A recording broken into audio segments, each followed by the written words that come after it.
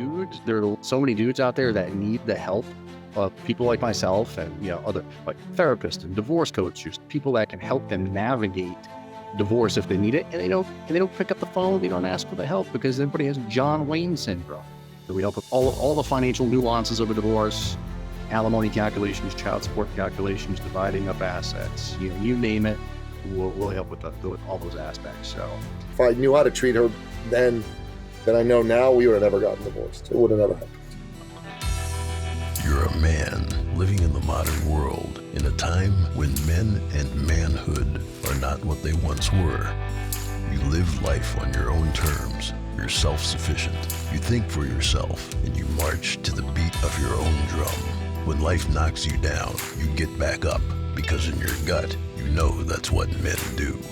You're a badass and a warrior. And on the days when you forget, we are here to remind you who you really are.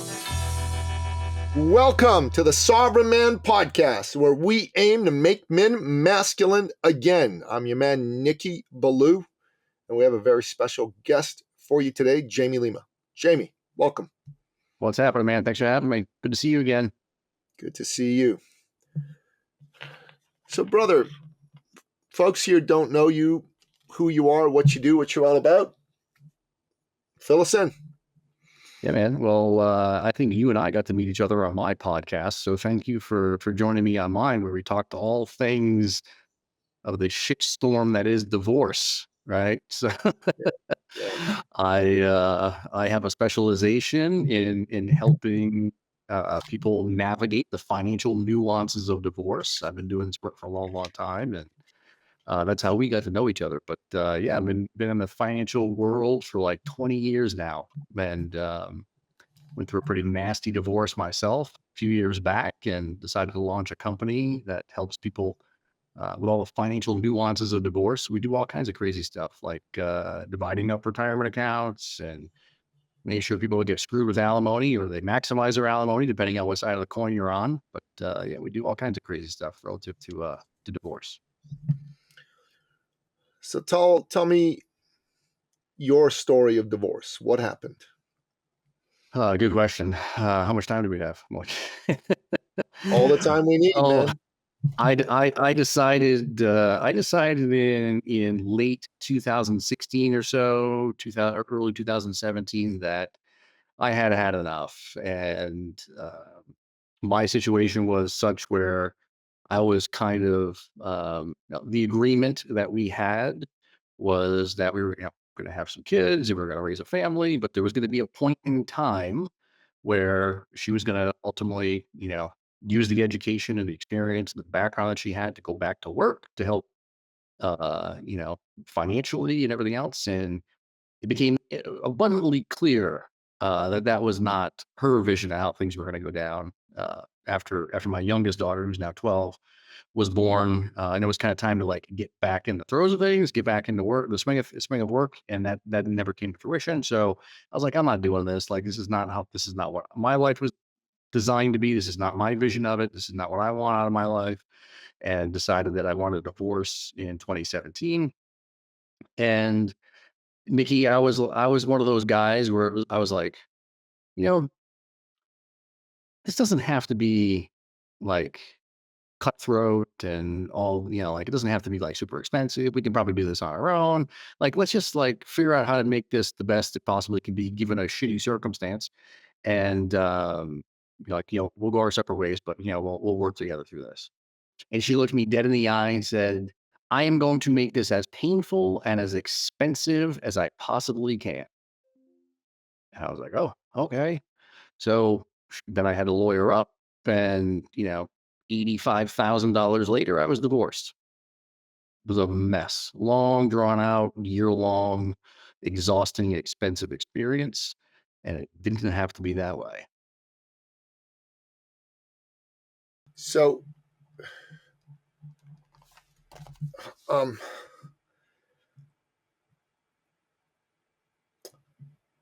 you were married, your wife and you had an understanding that she was going to go back to work after the kids were born at a certain time. She decided she didn't want to do that anymore.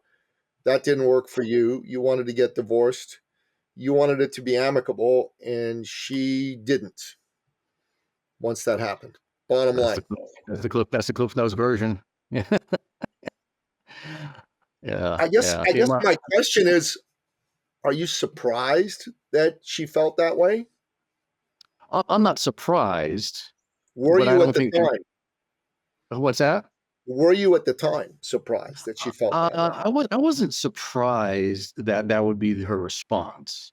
I was more surprised that she was surprised that it had come to that point, right? Like we had been sleeping in separate bedrooms for almost a year, right? Like no, that like if that's happening, you shouldn't be surprised that you're getting a divorce, right? I mean, like, come on, let's like, I'm not 75 years old, right? Like, like at the time I don't even think I was 40 yet when that happened, right? Like, who wants to, like, if you're married to somebody, you don't want to sleep in separate bedrooms, right? If there was an agreement, a mutual agreement that there was that something was going to take place, and then that doesn't come to fruition, I was more surprised that she was But you surprised. do realize you were married to a woman, right?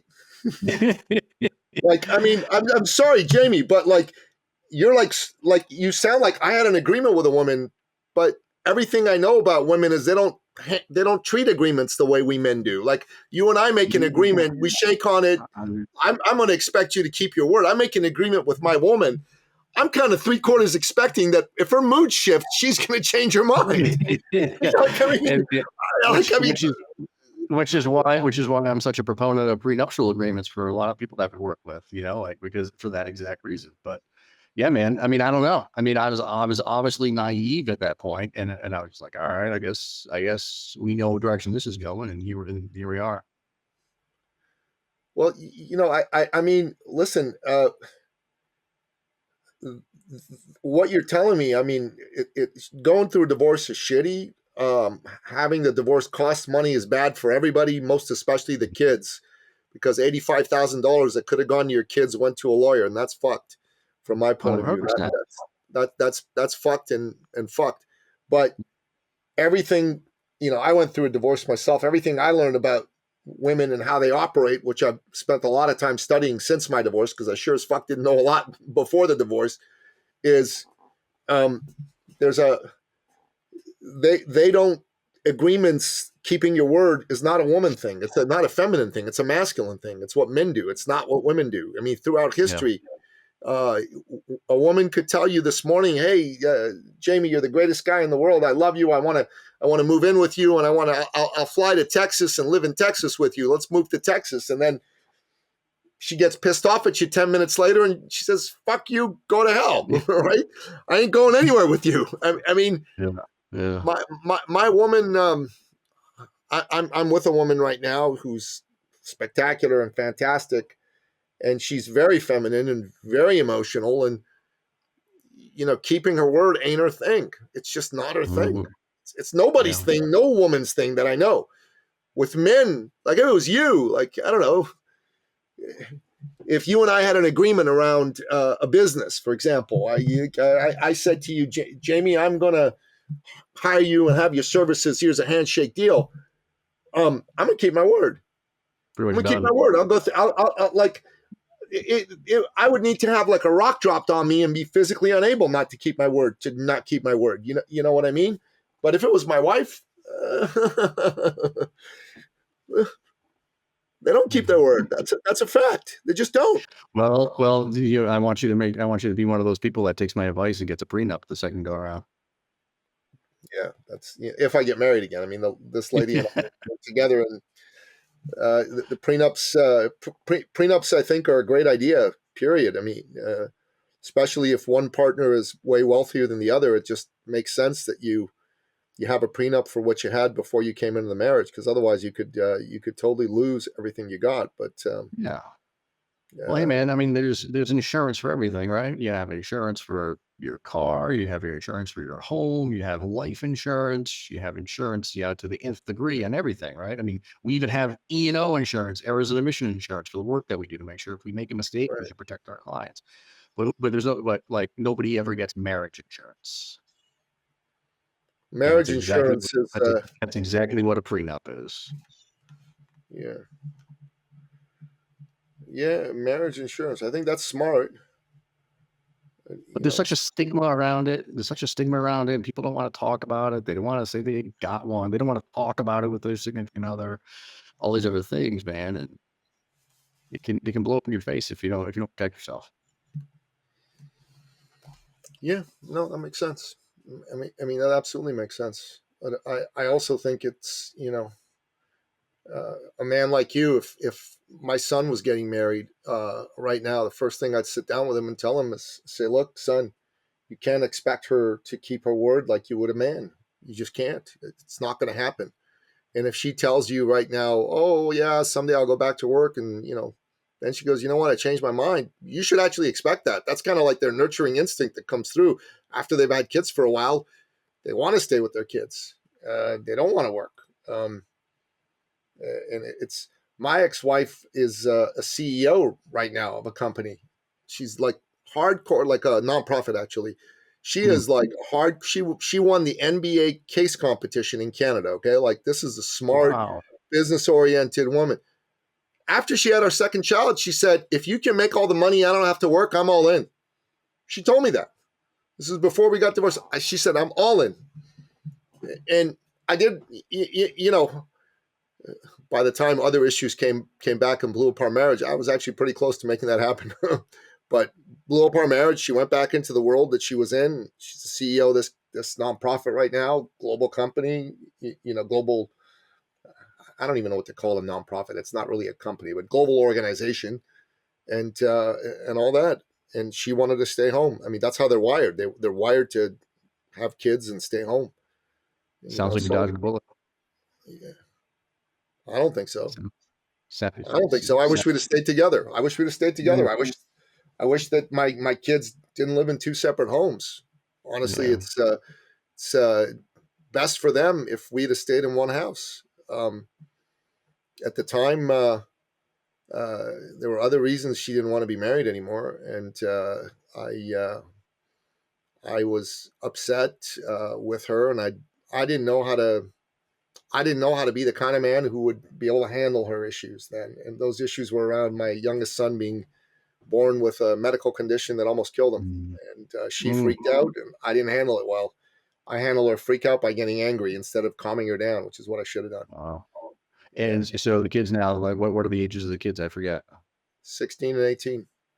Okay. So Yeah. Yeah. We've been separated. Divorced, but we haven't had the kids live in the same house for 15 years now.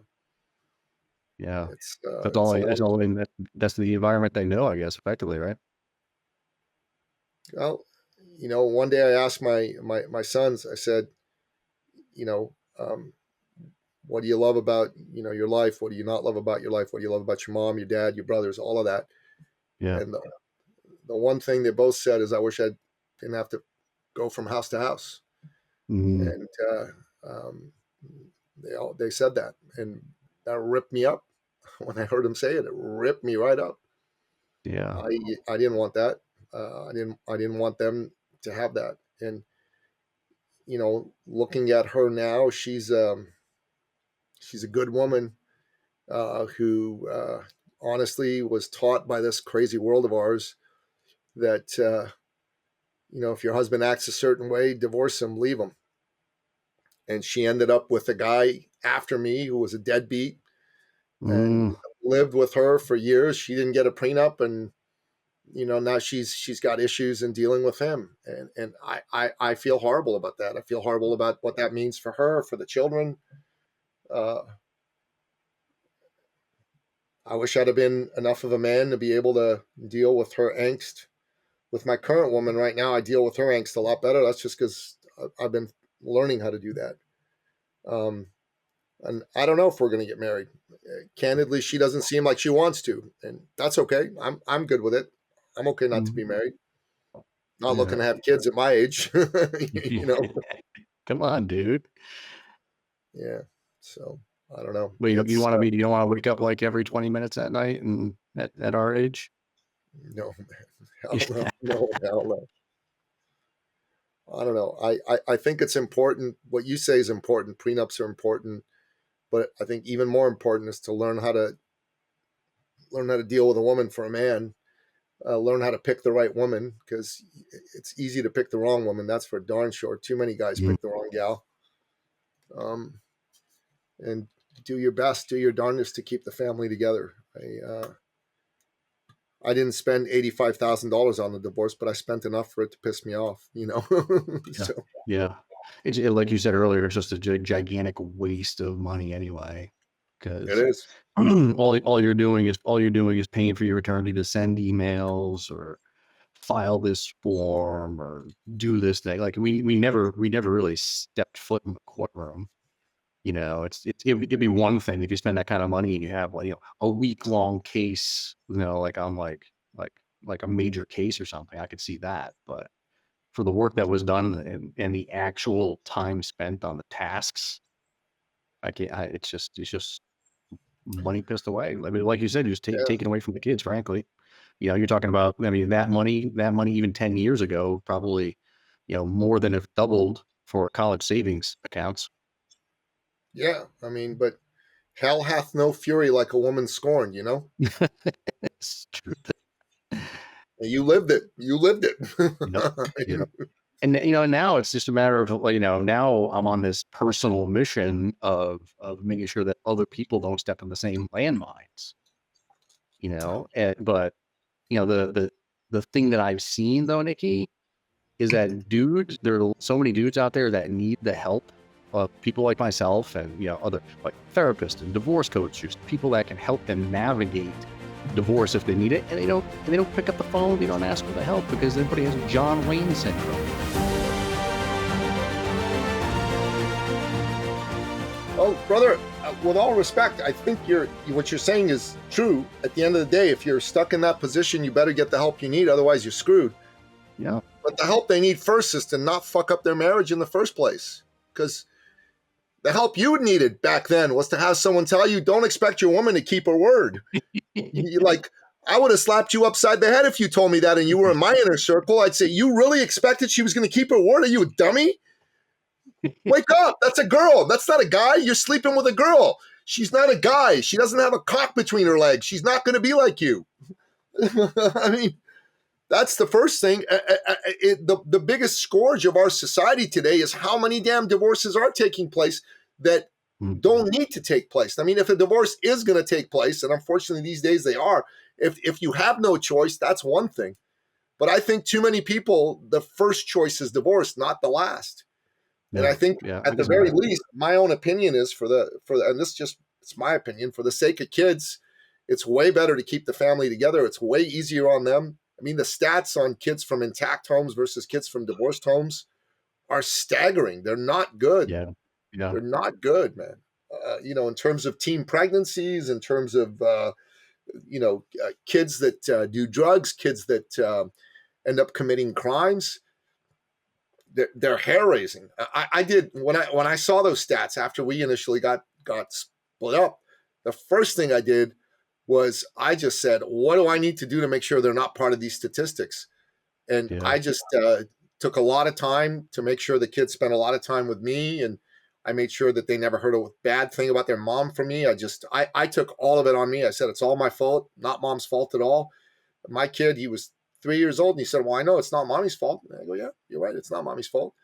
And, in my heart, I thought I wanted to scream, yeah, it is your mommy's fault. But, that's not what I was going to tell him. And everything I did was raise him a certain way, be with him a certain way, teach him things in a certain way, and do my best to get along with her, do everything I could to get along with her. And for the first year and a bit, it was tough because, it wasn't, as you know, divorces aren't fun in the initial situations at all. But right now, we get along well. We really do.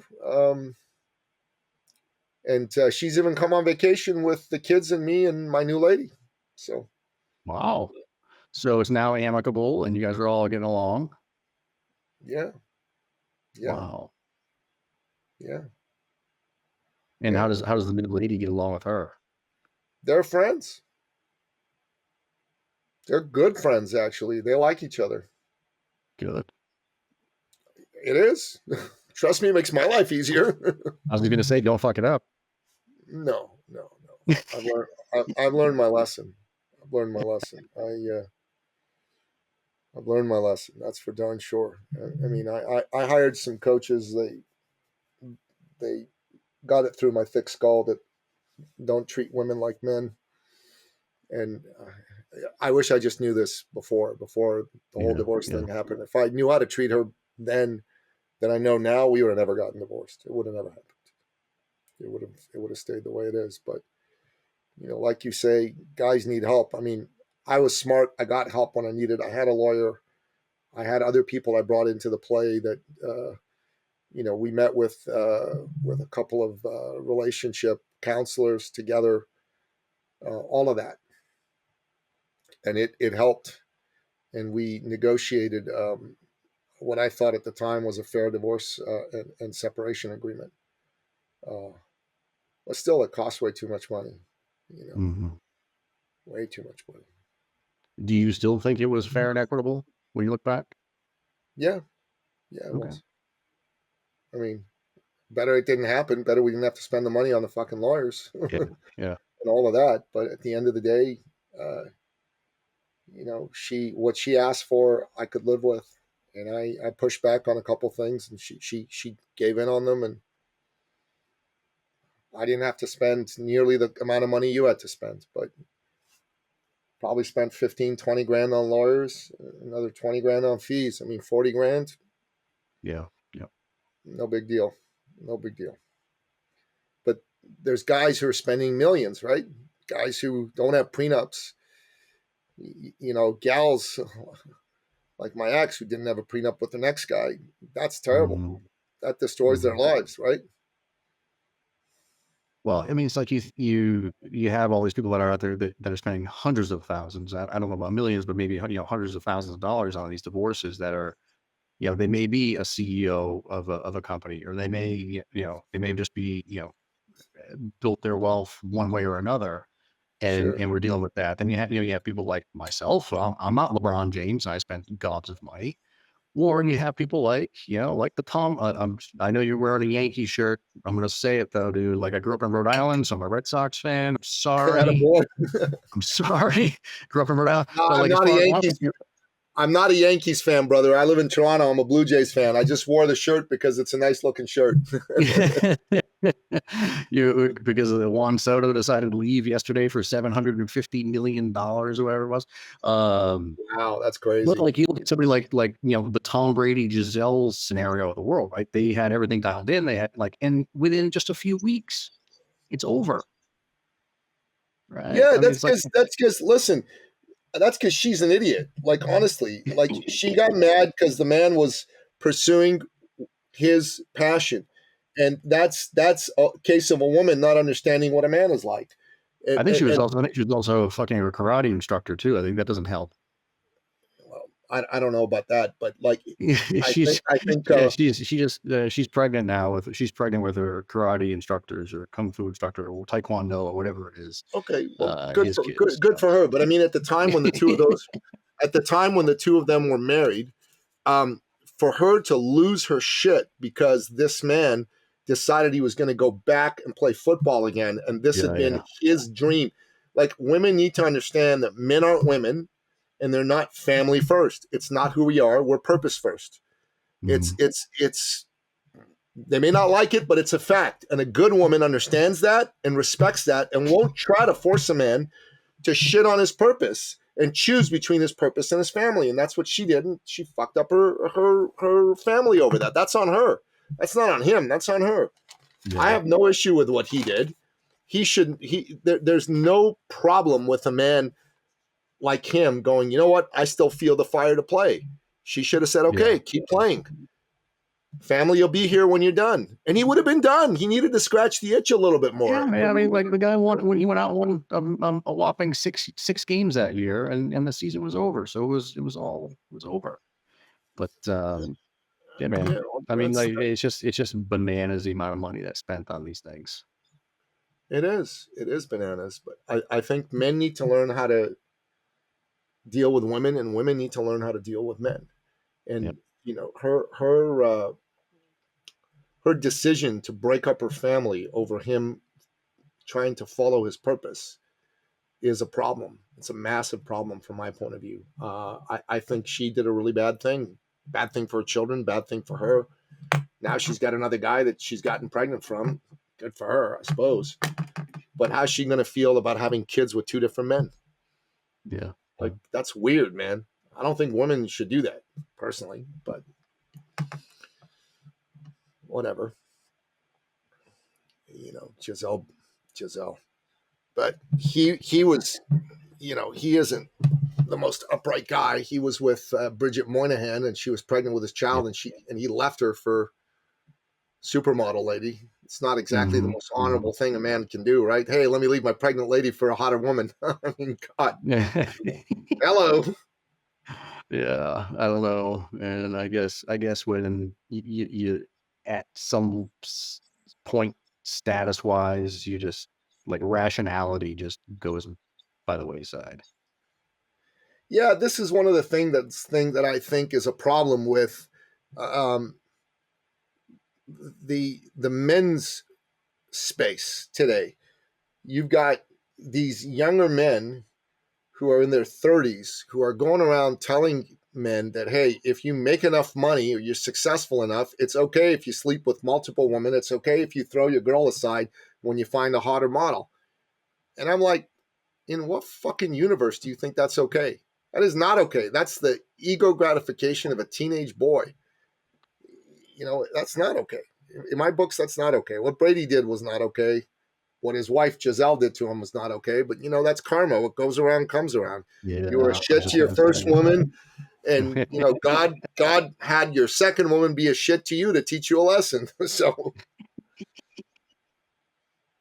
whatever. God bless him. He's a hell of a football player. I'll give you that much. But I don't know him personally. I don't really care. It's just a salutary lesson for younger men. I have a son who's 18 years old. He's starting to become successful. I just want to make sure that he doesn't become one of these guys who just decides that, okay, just because I'm successful, that means I can do whatever I want with whatever woman I want. And if there's a woman that I'm in a relationship with, it's okay if I cheat on her. I don't want him to be that kind of man, because I don't think that's okay. What's he doing? He works, man. He's a fitness coach and trainer for a company, the same company that I hired to help me lose 60 pounds last year. Wow. So he started training with the owner of that company because he was my trainer too. They hit it off. He hired him to work there in the summer. He was all set to go to university, and then he came to me and he said, Dad, I'm not going to university. I'm going to keep working. And so I've got a college fund set aside for him, but looks like I'm not going to be spending it this year, and I might not spend it at all. So we'll see. Wow. Okay. Did you give him any time? Like, did you have a year to figure it out or 2 years to figure it out? Did you give him any time? No, he's an adult. He makes his own money. He can make his own decisions. I'm not going to tell him what to do. You know, not going to treat him like a child. He's a man now. Mm-hmm. Pays his own bills. God bless him. There's things I advise him on, but he's got to make his own choices. Yeah. Good for him. Yeah, I think so. I mean, you know, until the 60s, there was no such thing as a teenager, right? You were either a boy living at home or you were a man. There's none of this in-between stage bullshit. Yeah. Right? I don't know. I guess I'm starting to, you know, create a throwback situation, at least in my family. What's wrong with that? Yeah. So, Val, why don't you tell the folks about your company a little bit, what you guys do? Yeah. So the company I actually run two different companies. I have a company called Woodson Wealth Management. We are at the base of Mount Woodson here in San Diego, California. And that company, I started about 5 years ago. My timing was impeccable. I left the confines of a big name company with amazing salary and all these perks and benefits and everything else, and decided, yeah, I should go start my own company in April of 2020. Remember what was happening in April of 2020? We were in the throes of COVID with zero clients, zero clients, zero income, and zero revenue. I might as well, it sounds like an amazing idea. I'm kidding, but we've had some amazing growth, and we've done pretty well over the course of the last 4.5, almost 5 years now. So we have a wealth management company where we do traditional retirement planning and investments and estate planning, insurance, all this stuff that a lot of your listeners probably need help with. But over the course of the last couple of years, I did change tack a little bit and started focusing a little more on the divorce financial planning. So we set up a separate company to do that work called Allegiant Divorce Solutions. And here in the US, we are like killing it right now. We're getting like 120 people a month that are knocking on our door asking for help with their divorce. So we help with all the financial nuances of a divorce, alimony calculations, child support calculations, dividing up assets, you name it. We'll help with all those aspects. So we have a small team that's helping me do that work now. We work in all 50 states since we work virtually. Both businesses we're 100% virtual. So we've been 100% virtual for the last almost 5 years now, and working all 50 states. It's been great. Yeah. If a man's going through divorce, he ought to have a conversation with you. That's 100% true. He ought to have a conversation with you and get his head out of his ass and make sure he doesn't get divorce raped. Because, it's a thing, divorce rape. It's horrible. Yeah. When a man goes it's almost, 50% of marriages end in divorce. So you might as well, if you happen to be on the wrong side of that coin, you might as well get the help you need. And I think that was one of the biggest mistakes I made in my own divorce, was just not thinking I could do it all on my own. Right. Like, I've got this. I've been a financial planner for many years now. As long as I get help on the legal side, it's going to go. Don't do it alone. Not so fast. Don't do it alone. The shitstorm that is divorce. That's going to be the name of this episode. It's true, man. It's true. How long you been divorced now, Jamie? Almost 8 years. Almost 8 years. Are you getting married again, or are you 100% remarried? Yep. You're 100% remarried? Yep. It is a much different experience when you get your ducks in a row and you spend some time deciding what you want and who you want to be with, and you get on the same page, so to speak. It's definitely a different experience. Awesome. Jamie, you're a good man. Enjoyed my conversation with you. We'll make sure we put your company information in the show notes. And divorce is it's a shitty thing. It can be a scary thing. Don't do it alone, because it is a shitstorm. And it's better to go through a shitstorm with a strong umbrella. Yes. There you have it. I love the title of this one. It's going to be awesome. Yeah, man. Jamie, really enjoyed it, man. Thanks again. Thanks for having me on. You bet. That's a wrap. Thank you for listening to the Sovereign Man Podcast. If you're ready to take charge of your life and become the man you've always wanted to be, we invite you to join the movement at sovereignman.ca.